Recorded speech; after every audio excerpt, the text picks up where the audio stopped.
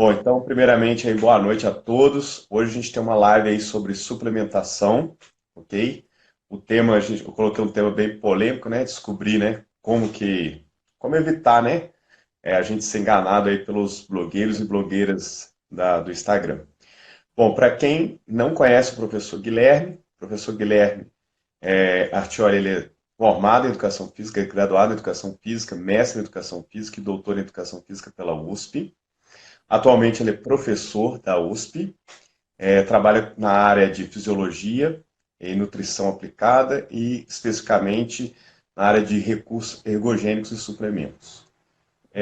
Fez o pós-doutorado na Inglaterra e também foi professor na Inglaterra, em Nottingham, né? É isso? Isso, Nottingham. Isso. Então, assim, a gente tem a honra aí de conversar um pouco sobre suplementação, aprender muito com um dos maiores especialistas na área, um dos pesquisadores que mais publicam na área sobre o tema. E, para uma curiosidade, quando eu defendi meu doutorado, o professor Guilherme Artioli foi um dos membros da banca, um dos membros que mais fez arguições terríveis, eu lembro disso, tá, Guilherme? Não, foi tranquilo, que isso. E hoje, Mas o seu hoje trabalho foi um dos que eu mais gostei de ter lido, foi um dos melhores trabalhos que eu já avaliei. Sem ah, querer fazer média, mas era um trabalho muito bom. muito obrigado. E hoje a gente vai inverter os papéis. Hoje eu vou fazer uma sabatina aí com o professor Guilherme aí. Então hoje nós vamos fazer o Vamos lá. contrário, Para mim é um né? prazer. Guilherme, você quer falar alguma coisinha antes da gente começar? Pode, você tem uns 2 minutinhos para falar algo aí. Não, na verdade, acho que, sei lá, vou te agradecer pelo convite e espero que eu consiga estar à altura aí do seu convite e explicar para o pessoal, para você também, questões aí da ciência da nutrição e da suplementação. Legal. Bom, é só avisar aí as pessoas que estão assistindo a live como é que funciona, tá? Quem é novato. Nesse momento eu vou desativar os comentários. Eu desativo os comentários para ficar mais confortável para vocês assistirem a live. E aí eu vou fazer alguma série de perguntas, a gente vai discutir com o professor Guilherme, e em seguida a gente ativa os comentários para vocês também tirarem suas dúvidas. Então, pessoal, fica aí antenado, não saia dessa live, que hoje vai ser surpreendente o conteúdo que o professor Guilherme Artioli tem para passar para a gente. Então vamos começar então, Guilherme, falar sobre termogênico, né? Porque os termogênicos, se a gente olhar pelo dito popular, né, nos sites que vendem suplementos, se você for numa loja que vende suplemento, esses termogênicos eles são mais conhecidos aí como queimadores de gordura. E pensando nisso, eu gostaria que você explicasse, né, o que são esses termogênicos e especificamente quais são as principais substâncias ativas que contêm esses termogênicos. Beleza, bom, vamos lá. Acho que dá para a gente começar falando do que é termogênese, né? Explicar rapidamente o que é a termogênese, que é um processo fisiológico, natural, que acontece a todo momento nas nossas células e que o principal local onde ele ocorre é a mitocôndria. Então, a nossa mitocôndria, ela produz algumas proteínas que a gente chama de UCP, né, que são aquelas proteínas desacopladoras, e essas proteínas têm a função precípua de fazer termogênese. O que é a termogênese? Não vou explicar aqui em detalhes o mecanismo molecular, mas para simplificar, é nada mais, nada menos do que pegar a energia que vem dos alimentos e jogar essa energia fora. Seria uma maneira de desperdiçar a energia que a gente obtém dos alimentos. Só que na termodinâmica a gente não consegue, não existe jogar energia fora, né?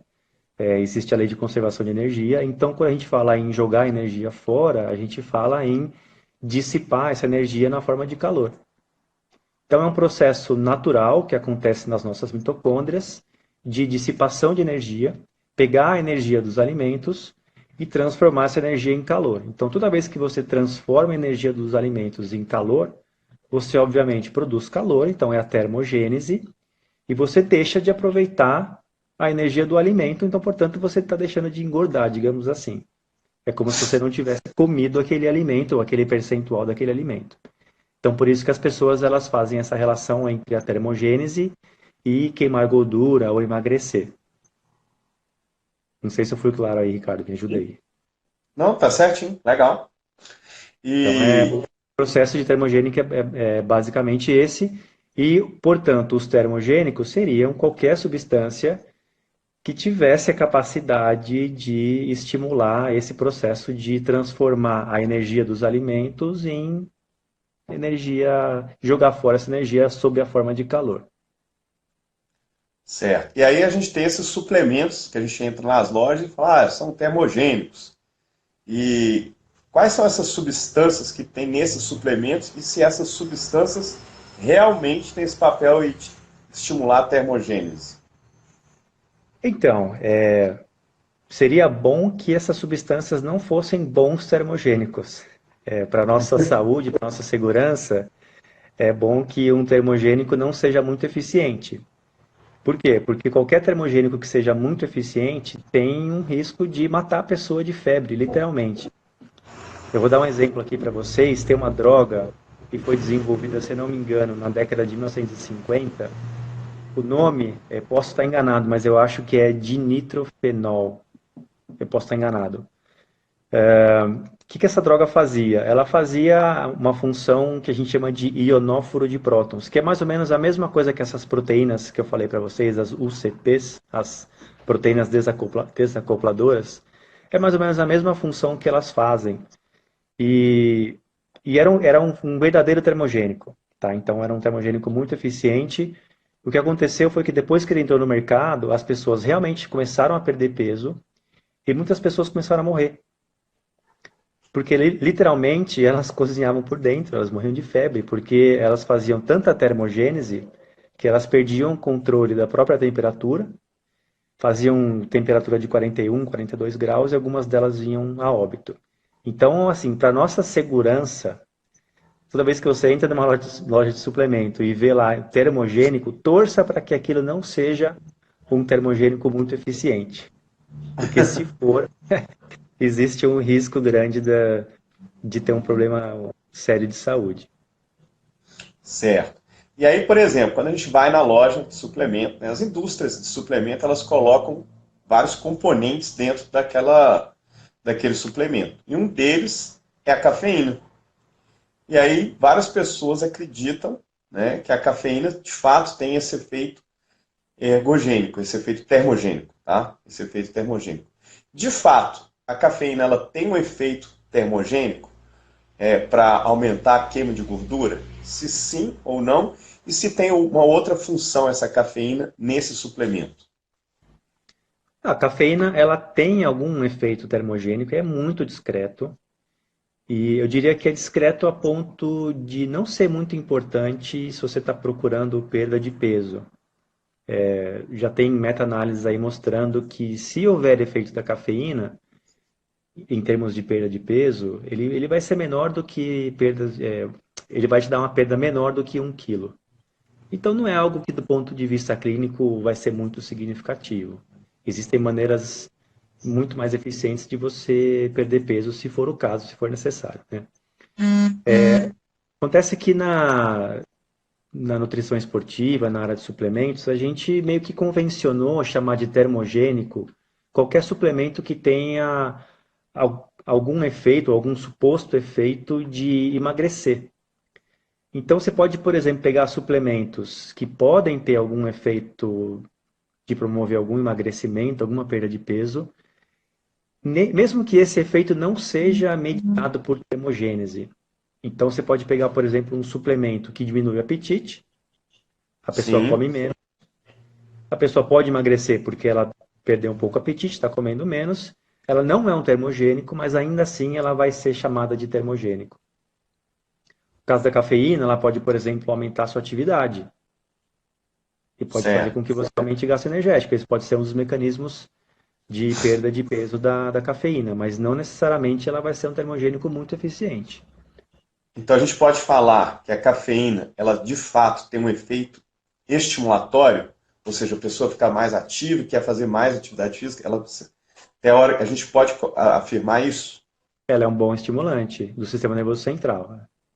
E ela também tem Certo. um efeito de mobilizar a gordura. Então, ela atua sobre o que a gente chama de receptores de adenosina. Um dos efeitos desse receptor é estimular a lipólise. E como ela bloqueia esses receptores, ela tem um efeito de estimular a lipólise. Certo. Então, se a gente pensar na prática agora, vamos imaginar um praticante de musculação que ele quer treinar de forma mais intensa, ele utilizar um termogênico que contém cafeína pode ajudar ele como um estimulante? Sim, sim. Tem boas evidências de que a cafeína, o uso agudo, né? Você toma cafeína antes de treinar e que isso pode melhorar desempenho em exercícios de força. Então, Legal. como é que fala? É plausível que o uso da cafeína antes do treino faça com que a pessoa treine melhor, aumente a intensidade, aumente o volume de treino e que essa maior qualidade de treino resulte em melhores adaptações ao treinamento físico, inclusive com uma perda de peso mais significativa, se for o caso, ou com um ganho mais significativo de massa muscular, uma perda mais significativa de gordura. Legal.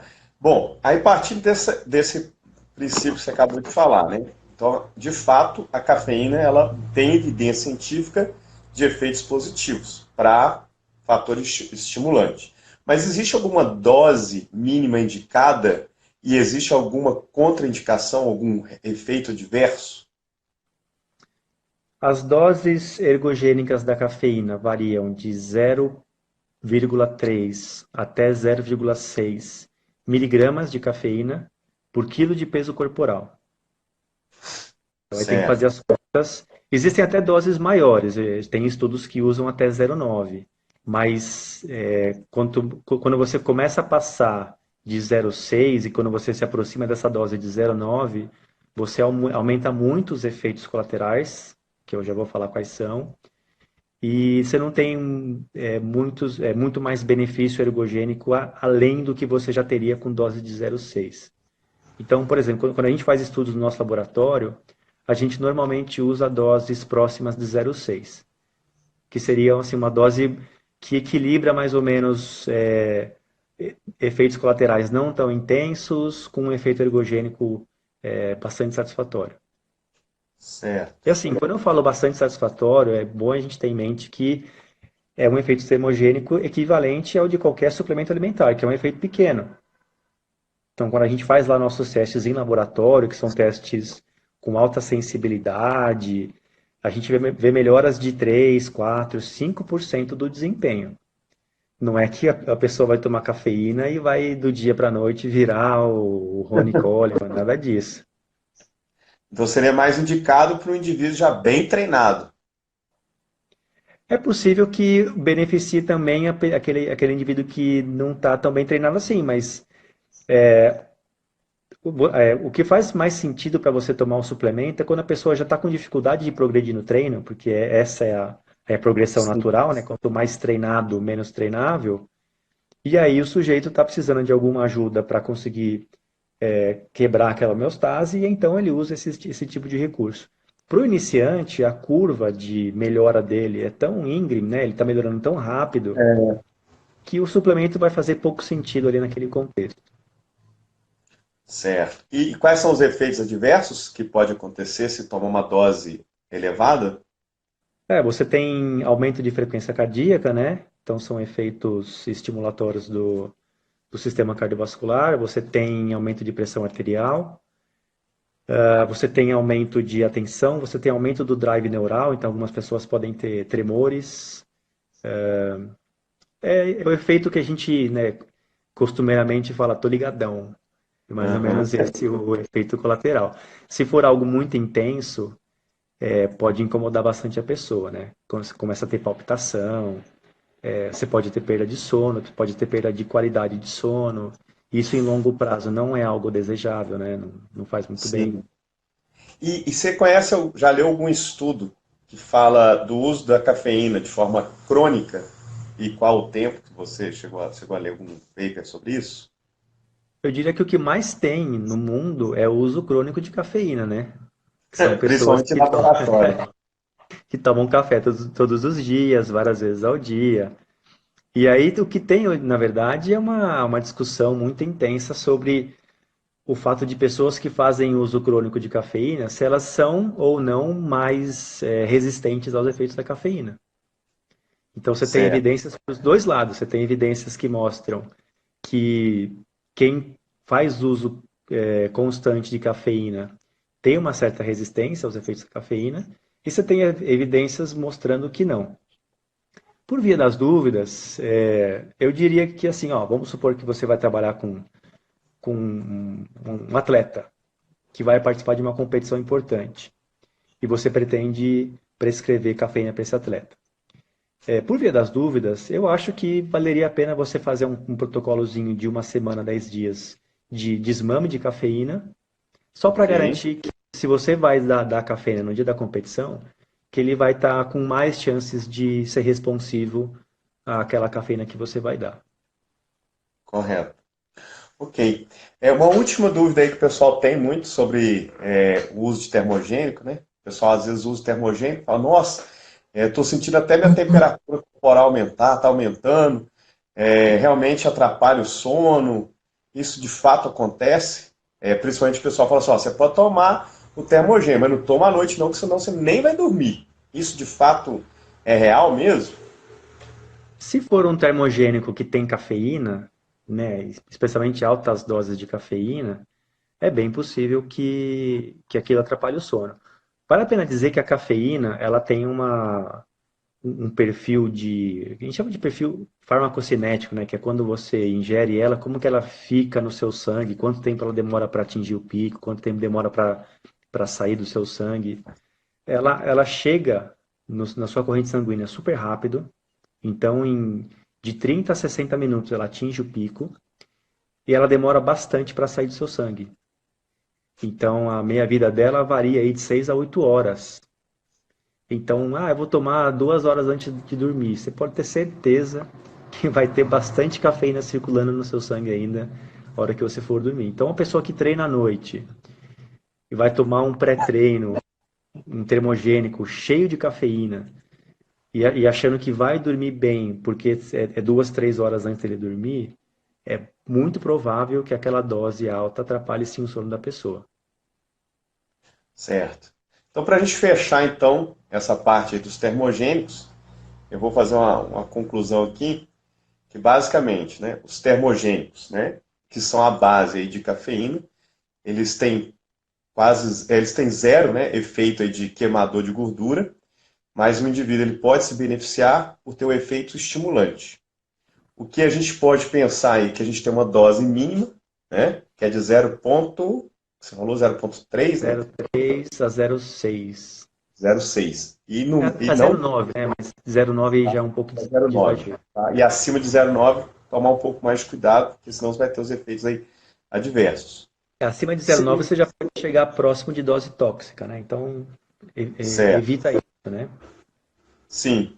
E também, se for utilizar aí pela parte da manhã, principalmente porque a meia-vida dela aí tem por volta aí de 6 a 8 horas. Seria isso. Legal. Isso. Bom, agora a gente vai falar um pouquinho sobre bicarbonato de sódio. Vamos Bicarbonato lá. de sódio, ele é um suplemento que é utilizado aí, né, se a gente for numa loja de suplemento, o cara vai te falar só, ó, esse suplemento aqui é bom para retardar a fadiga, né? Então eu gostaria de saber se a suplementação de bicarbonato, ela realmente ela retarda a fadiga. Se sim, eu gostaria que você explicasse primeiro, né, o que é esse bicarbonato de sódio, qual que é o mecanismo fisiológico, qual que é a quantidade mínima que deve ser ingerida, se faz o efeito, né? E se para o praticante de musculação ele é realmente eficaz. Vamos lá. Vamos ver se eu vou lembrar de todas as perguntas nessa sequência. Tá. Você me Não, ajuda aí a lembrar. primeiro o que é, né? O que é o bicarbonato de sódio? Então, o bicarbonato é aquela substância que a nossa avó usava na cozinha para fazer bolo. É um, é um sal de bicarbonato, é um sal de sódio de bicarbonato. E por que que eles usam, né, se usa na cozinha para fazer bolo? Porque ele pode liberar carbono, CO2, gás carbônico, e esse gás que é liberado faz com que o bolo fique mais macio. No nosso caso, no nosso organismo, não é muito diferente, né? Eu vou começar aqui falando do efeito colateral. Um dos principais efeitos colaterais que a gente tem com o uso de bicarbonato é a formação de CO2 no nosso estômago, e a pessoa fica com gás, fica rotando, fica com distensão abdominal, fica com algum incômodo. Então, assim, o bicarbonato, ele é sim um suplemento bastante efetivo, tem muita evidência científica mostrando que ele pode melhorar o desempenho, mas ele tem um problema muito sério de efeito colateral, que é um problema que atualmente alguns grupos de pesquisa estão tentando buscar maneiras de resolver isso, de minimizar isso, mas até agora não temos nada assim muito definitivo. Mas a gente sabe que é sim um suplemento bastante eficiente. Como que ele funciona? Você toma bicarbonato de sódio, que é um sal, e a gente absorve o bicarbonato. E depois ele separa do sódio, né? Absorve o bicarbonato e o sódio em separado. E quando a gente absorve o bicarbonato, o que acontece é que a nossa concentração de bicarbonato no sangue ela aumenta. E o bicarbonato sanguíneo é o principal tampão do nosso sangue. É o principal tampão químico do nosso sangue. Vamos lembrar que um sistema tampão é um sistema que tem uma substância que consegue neutralizar mudanças de pH. Quando a gente faz exercício de alta intensidade, nosso pH cai, a gente entra em acidose, e essa acidose está associada à fadiga. Ela é uma das causas da fadiga. Então, quando você aumenta a sua reserva tampão, você consegue aumentar a sua capacidade de neutralizar esses ácidos, portanto, demora mais tempo para você entrar em acidose e entrar em fadiga. É por isso que se fala que o bicarbonato tem essa capacidade de retardar a fadiga, certo? Sim. Não sei se eu fui claro na minha explicação. É só lembrar as pessoas, né, de onde que vem, né, essa acidose, né, do músculo e do sangue. Você poderia explicar pra gente? Sim, a acidose é um produto do metabolismo. Quando você usa a sua via glicolítica, o que é a via glicolítica? É a maneira que seu músculo tem de produzir energia, de transformar a energia dos alimentos em energia para você contrair os músculos, quando a demanda por energia é muito grande. Então, quando você tem que produzir energia de forma muito rápida, só o seu sistema aeróbio não dá conta de suprir aquela demanda. Então, você tem que usar os seus sistemas anaeróbios. Um deles é a via glicolítica.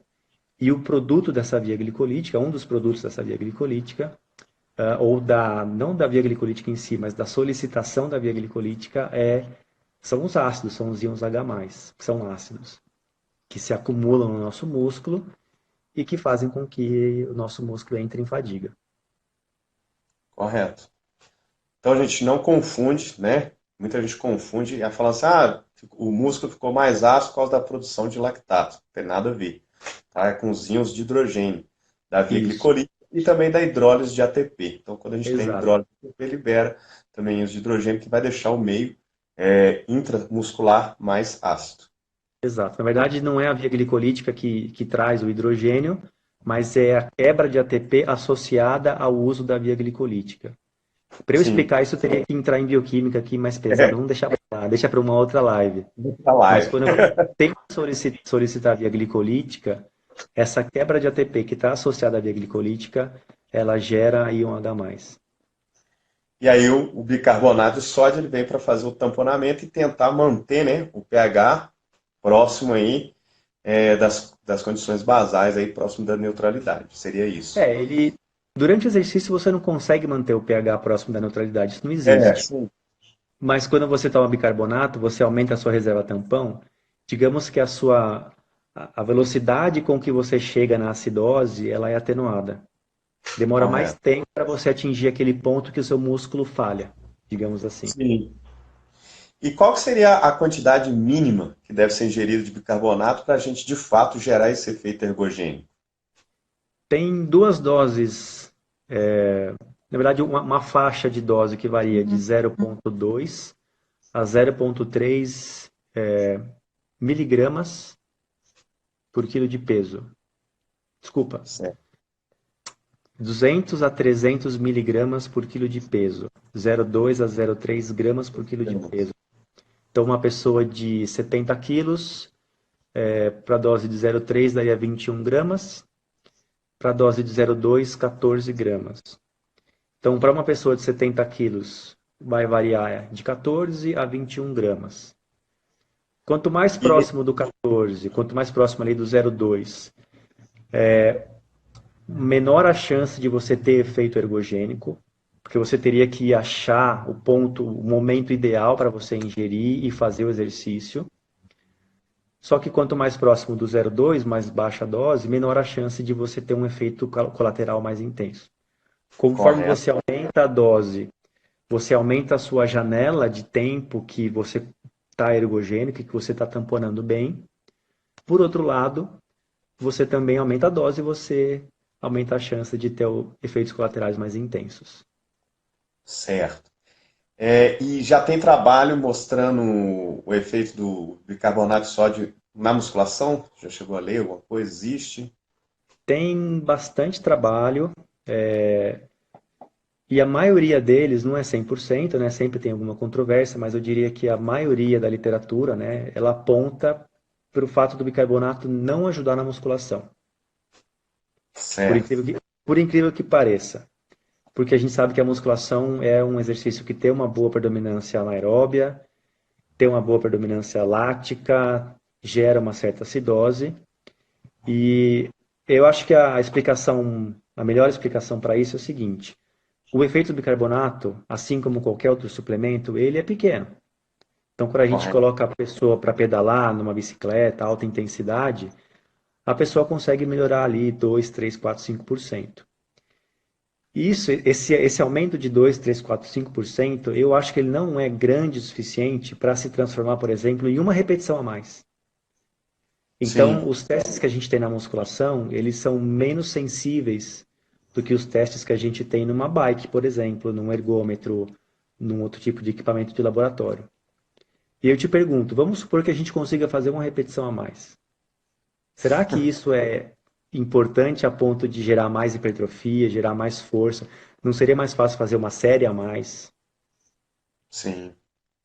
E um outro problema que eu vejo com o uso de bicarbonato na musculação é que o benefício teria que ser com uso contínuo.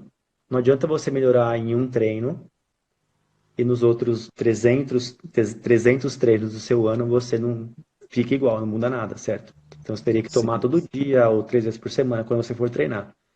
A dose é alta, né? Eu falei aí de 15 a 20 gramas, é coisa pra caramba. E tem sódio. É uma carga muito alta de sódio, que o seu rim vai ter que depurar.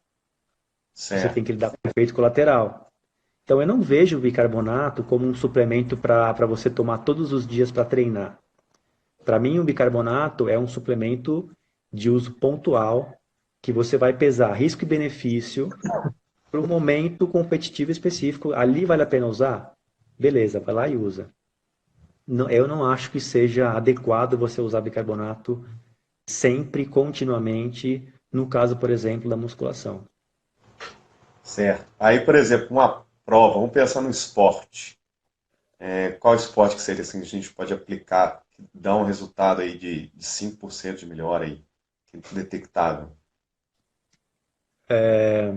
Natação a partir de 100, 200 metros, 400 talvez ainda esteja na faixa. As provas de ciclismo, até as provas mais longas, mas desde que elas tenham trechos de aclive, naquelas provas do tipo Tour de France, que as pessoas elas têm a equipe, tem um cara que está toda hora fazendo sprint, eles ficam revezando, você tem alternância aí de alta intensidade com mais baixa intensidade. Nas lutas é provável que tenha algum benefício. Na E, corrida e, de 800 metros talvez tenha algum benefício. e tem um tempo mínimo que a pessoa tem que fazer a ingestão do bicarbonato de sódio, ou ele pode. Como é que é? Funciona? Quanto tempo antes? Varia da dose, né? A dose mais alta, você tem um período mais longo, que eu vou chamar aqui de janela ergogênica. A janela ergogênica da dose mais alta varia aí desde uma hora e meia após a ingestão, até mais ou menos 3 horas e meia, 4 horas após a ingestão. A dose mais baixa, de 0,2 gramas por quilo de peso, tem uma janela mais curta. E está Certo. próximo aí tem uma variabilidade grande de acordo com o indivíduo, mas na média está próximo de 90 minutos após a ingestão. Legal. Bom, pessoal, então para a gente concluir essa parte do bicarbonato, o bicarbonato de fato, né, ele é eficiente, a suplementação de bicarbonato, ele tem a função aí de tamponamento para, entre aspas, aí, retardar a fadiga, porém, para quem treina musculação, não é recomendado aí, porque, primeiro, né, que o professor Guilherme falou, para aumentar uma repetição, então, do ponto de vista prático, né, não seria aplicado aí para melhorar, né, o rendimento na musculação. E os próprios artigos também não mostraram evidências positivas na musculação. Bom, vamos falar um pouquinho agora sobre betalanina. Aí agora está na sua área, né? Que o professor Guilherme Artioli, ele tem um livro, né? Escreveu recentemente um livro só sobre betalanina. Bom, a betalanina, ela é até um suplemento agora que está na moda, mas poucas pessoas ainda realmente conhecem a sua função.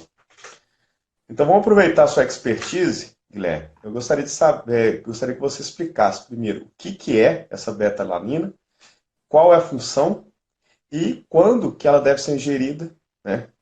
Especificamente quantidade, falar também um pouquinho disso aí. Tá, a betalanina é um aminoácido, mas é um aminoácido diferente daqueles que a gente está acostumado a ouvir falar, porque é um aminoácido tipo beta, por isso que chama beta-alanina. E o que tem de diferente do aminoácido tipo beta? O que tem que ele não faz parte das proteínas. Portanto, se você comer, não é qualquer carne, por exemplo, que vai ter aminoácido beta-alanina. Então, como que ele aparece, né, para a gente? Ele aparece formando pequenos peptídeos, né? Os mais comuns são os dipeptídeos, que a gente chama de carnosina e de anserina. Esses sim estão nas carnes. Então, a função da betalanina é compor esses dois dipeptídeos que a gente chama de carnosina e anserina. No músculo humano, a gente produz muito mais carnosina do que anserina. Até pouco tempo atrás, a gente achava que não existia anserina no músculo humano, mas aí o ano passado teve um trabalho que mostrou que existe sim anserina no músculo humano, embora em quantidades muito menores do que a carnosina. E a carnosina tem diversas funções, mas dentro do músculo esquelético, a principal função dela, até o que a gente sabe até hoje, é fazer tamponamento de ácidos, tal qual o bicarbonato faz. A grande diferença entre o bicarbonato e a carnosina é que o bicarbonato faz o tamponamento fora da célula, né, ele é um tampão sanguíneo, ao passo que a carnosina faz o tamponamento dentro da célula. Então, ele é um tampão intracelular. Certo. E, por exemplo, os resultados que os artigos vêm mostrando, eles, de fato, a beta-alanina, ela tem alguma função para melhorar desempenho? Ou e qual tipo de desempenho? Qual que é a dose recomendada, se tiver, e se tem algum efeito diverso também. Tá. Tem sim bastante evidência do efeito ergogênico da beta-alanina. É importante a gente fazer uma ressalva aqui, né? Quando a gente fala que algum suplemento tem efeito ergogênico, pensem assim, gente, não existe um suplemento que consegue melhorar qualquer tipo de exercício em qualquer circunstância. Então, se eu estou falando de, igual eu falei aqui do bicarbonato, a beta-alanina e a carnosina vão ser bem parecidos. Você vai ter efeito ergogênico de um tampão quando você tem um exercício que é limitado pela acidose. Quando a acidose daquele exercício é tão intensa a ponto de atrapalhar o exercício, nesse caso, aí você tem efeito ergogênico. Você tem pelo menos oportunidade para que um tampão exerça o seu efeito ergogênico. Então, o que eu falar aqui para a beta-alanina também vale para o bicarbonato de sódio. São exercícios de alta intensidade, curta duração, ou são exercícios de alta intensidade intermitentes. Nesse sim, você tem bastante solicitação de via glicolítica, você tem um acúmulo bastante alto de lactato e você tem acidose. E aí existe a possibilidade de você ter um benefício pelo uso de um tampão. O que mais você Certo. perguntado, Henrique? Se existe algum efeito adverso. Existe. É um efeito bem mais tranquilo do que o bicarbonato, né? O bicarbonato tem um efeito adverso, acho que até esqueci de falar, né? Bastante intenso de causar um desconforto gástrico e também desconforto intestinal. É frequente pessoas que tomam bicarbonato e têm diarreia, e para mim esse é um efeito bastante importante quando você pensa num atleta que vai competir. Então isso tem que ser pesado. A betalanina tem a grande vantagem de ter efeitos adversos muito mais leves, digamos assim, do que o bicarbonato de sódio. A dose é muito menor, e o principal efeito que a gente tem da betalanina é a parestesia, e é aquela sensação esquisita de coceira, parece que estão colocando agulha na tua pele, é um negócio meio estranho, assim, meio difícil de descrever. Mas algo semelhante a você dormir em cima do braço e teu braço formigar. A diferença é que Certo. quando o braço formiga, você sente isso no músculo inteiro, e quando você toma betalanina em doses muito altas, você sente isso só na pele. É um efeito que ele é transitório, porque ele está ligado ao pico de betalanina no plasma, no sangue. Então, se você tomar uma dose muito alta e você exceder um certo valor, você começa a sentir esses efeitos, mas a partir do momento que o seu organismo limpa isso do seu plasma, você deixa de sentir. Por isso que ele é transitório. E também ele é considerado um efeito inofensivo, né? Não te causa nenhum mal, é só uma sensação que alguns acham desconfortável. E o desconforto também está associado com a dose que você toma. Então, se você tomar uma dose muito alta, os efeitos vão ser muito intensos e o desconforto pode ser grande. Se você toma uma dose baixa, ou você não sente nada, ou você sente um efeito bastante discreto que incomoda muito pouco ou nem incomoda. Certo. Já que você falou então, né, já que a gente pode concluir, né, que a beta-alanina, de fato, ela tem um efeito ergogênico, né, positivo, o quanto tempo que a gente deve tomar ela para de fato ela gerar? Qual que seria a janela ergogênica aí? Utilizar o termo que você falou, qual que seria a janela ergogênica da beta-alanina? A beta-alanina, diferente do bicarbonato, ela não é de uso agudo. Então, o bicarbonato, você toma e dali a 1, 2 horas você tem um efeito e faz o exercício. A beta-alanina é o oposto. Ela é de uso crônico e demora aí pelo menos 3, 4 semanas de uso contínuo, todos os dias, para que você tenha um aumento de carnosina no seu músculo que seja grande o suficiente para se traduzir em melhora de desempenho. Então, eu diria aí, se você está pretendendo tomar beta-alanina, não espere algum efeito observável antes de 4 semanas. Então, eu diria que 4 semanas seria o tempo mínimo de suplementação diária de betalanina para você começar a ter algum efeito que você observa. Bom, é bem interessante o que você falou, então, que ela tem um efeito aí que você tem que fazer como se fosse uma sobrecarga, né? 4 Isso, semanas. isso. Mas mesmo assim, existem alguns estudos com suplementação de betalanina que encontraram resultados positivos sobre desempenho, só que eles utilizaram ela de forma aguda. Como é que você pode explicar isso para gente? Efeito placebo, né? Porque, É o que muita gente, né? É o que mais acontece, né? do ponto de Você... vista fisiológico, não tem nenhuma hipótese, não tem nenhuma plausibilidade a beta-alanina ter efeito agudo. A não ser que tenha algo assim que a gente não faz a menor ideia que aconteça, mas pelo que a gente sabe até hoje, não tem nada que indique que a beta-alanina ela vai ter efeito agudo. A Isso. única coisa que dá plausibilidade é assim, bom, se a beta-alanina tem um efeito psicotrópico, né, a pessoa toma e sente alguma coisa, a pessoa acredita que aquilo pode melhorar o desempenho, então ela está sugestionada, ela tem todos os elementos que ela precisa ter para que o efeito placebo se manifeste. Certo. Então, é um recado que é importante a gente passar para as pessoas que estão assistindo a live, é que mesmo quando vocês lerem um artigo, vocês têm que entender da fisiologia, tá? Da fisiologia básica ou da bioquímica ou da biologia molecular, porque tem coisas que a gente pode pensar em plausibilidade, né? Igual como o professor Guilherme Artioli falou, mas também a gente tem que focar no delineamento do estudo. Então, provavelmente, como ele falou, que pode ter sido um efeito aí placebo, e esse efeito placebo aconteceu justamente por um mau delineamento do estudo. Às vezes, ele não fez um grupo controle adequado, às vezes ele não fez um cruzamento de grupos, às vezes ele não cegou os voluntários, às vezes ele não cegou, né, os avaliadores, às vezes é um estudo que foi encomendado por alguma empresa, então também tem que se observar a parte de conflitos de interesse, né? E aí, Então, tem que... para esses suplementos que têm efeito psicotrópico, você tem uma outra dificuldade, né? É o caso da cafeína também. A cafeína tem esse problema meio que crônico na literatura. É Sim, difícil, às vezes, você fazer um placebo verdadeiro, você fazer um estudo que seja de fato duplo cego, quando o suplemento que você usa gera um efeito que a pessoa percebe e o placebo não gera.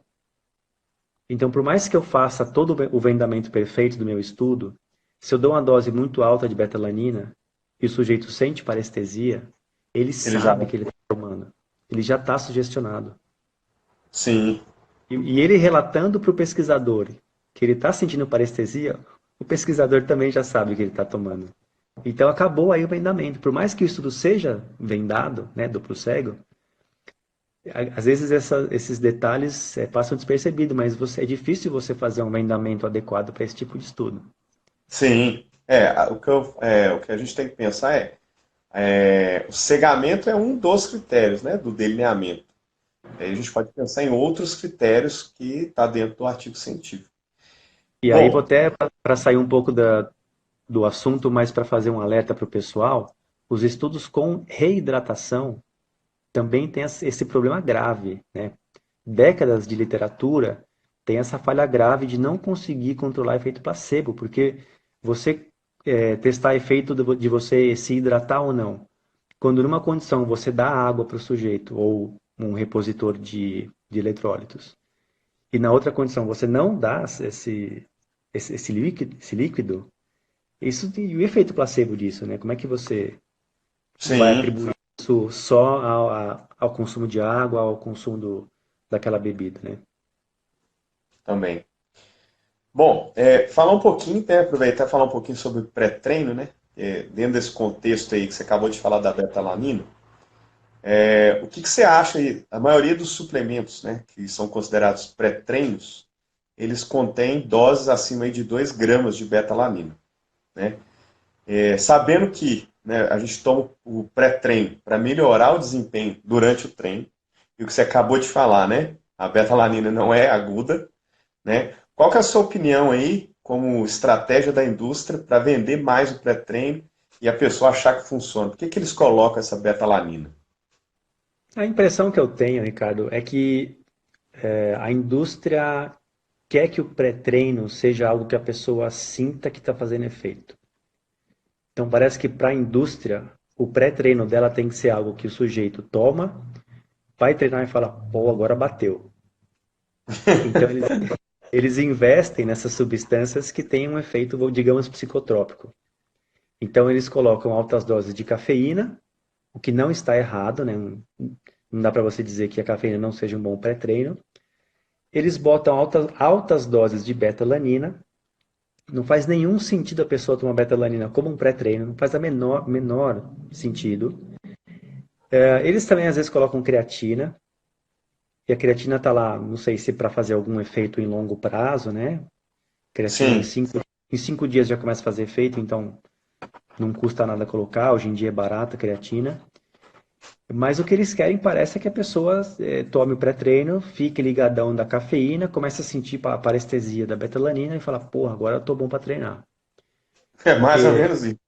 parece que a ideia é essa, né? E assim, tiveram alguns produtos aí que hoje em dia acho que já não tem mais tanto assim, que a indústria começou a levar isso para um lado perigoso, com a adição de drogas aí, fármacos realmente psicotrópicos que chegaram a levar alguns óbitos, né? Lembra daquele, como é que chama? DMMA, não era isso? Sim, DMMA e alguns similares. Então, parece que se você levar isso para o extremo, você começa a chegar num lado mais perigoso aí dos pré-treinos. Mas assim, se você, com base nisso que a gente está conversando aqui, Ricardo, eu acho que é fácil a gente perceber que não faz sentido a pessoa investir num pré-treino.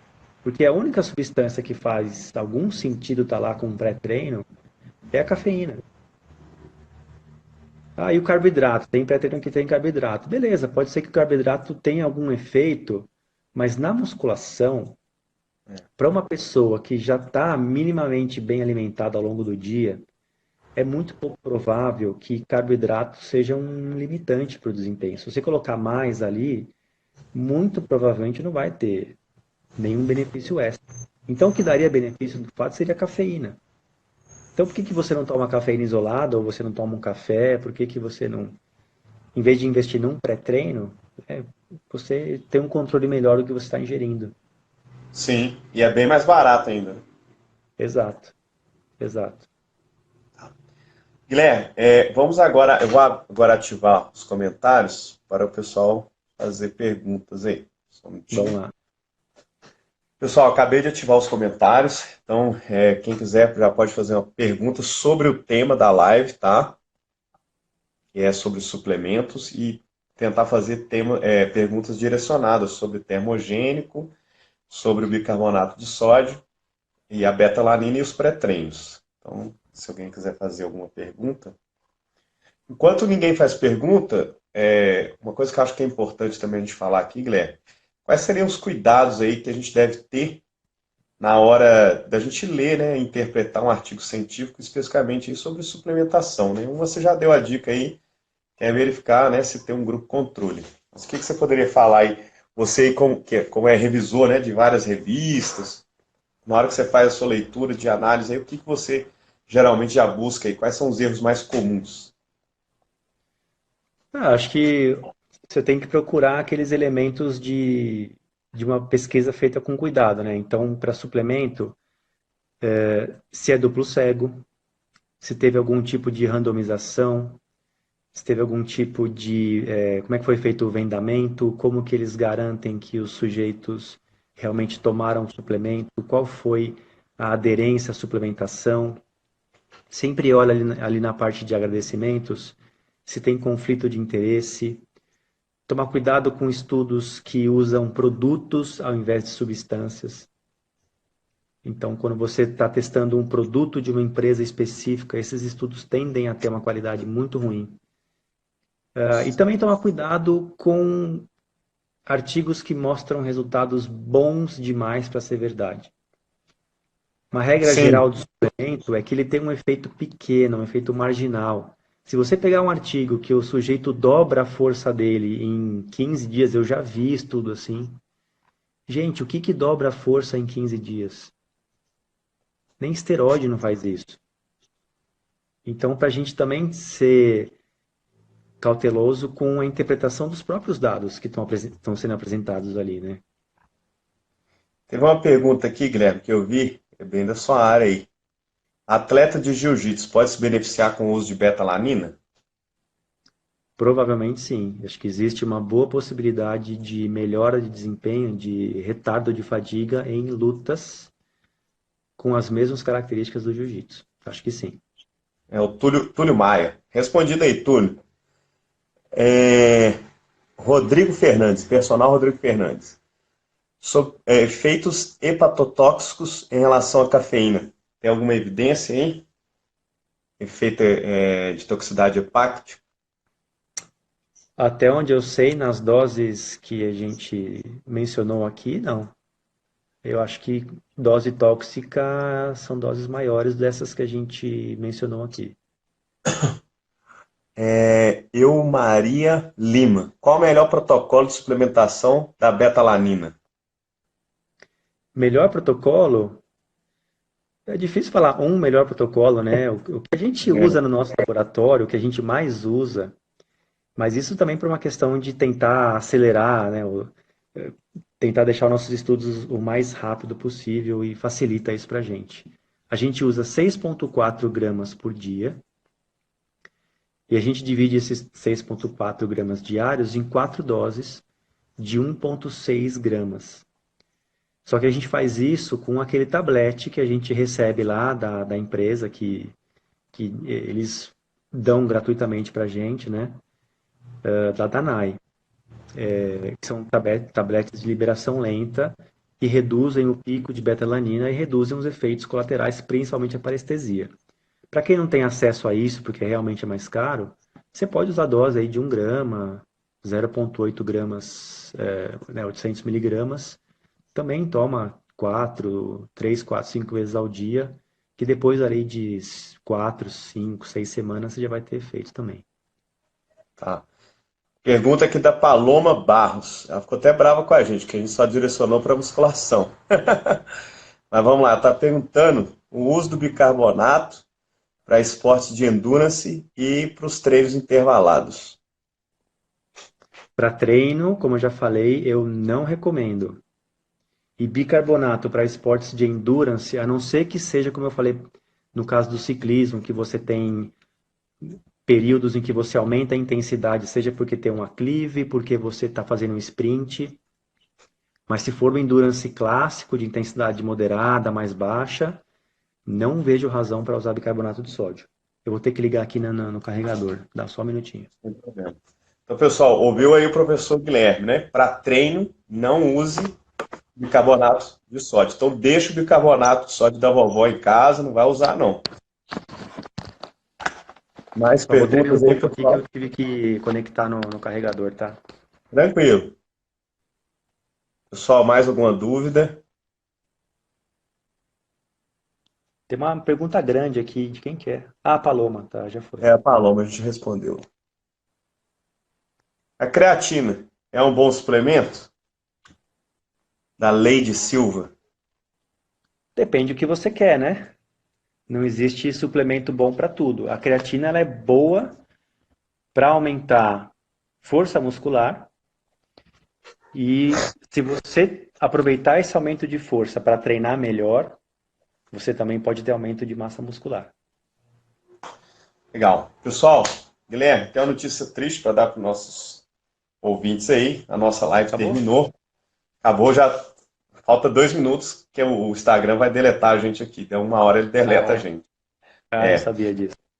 Então, Guilherme, primeiro, por último, agora eu quero agradecer mais uma vez, tá? A sua presença, o seu tempo. Eu sei que o seu tempo é precioso, principalmente aí por disponibilizar o seu conhecimento comigo e com as pessoas que estão aqui ouvindo a gente. Agradeço muito a oportunidade, tá? E sempre aprendendo com você. Do mesmo jeito que eu aprendi muito com você lá na minha banca de doutorado, quando você foi lá um dos membros, foi fantástico, suas perguntas, gostei muito.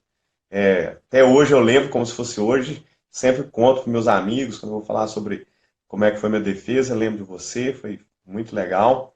E fico muito feliz. Hoje a gente bateu um papo nessa hora da noite.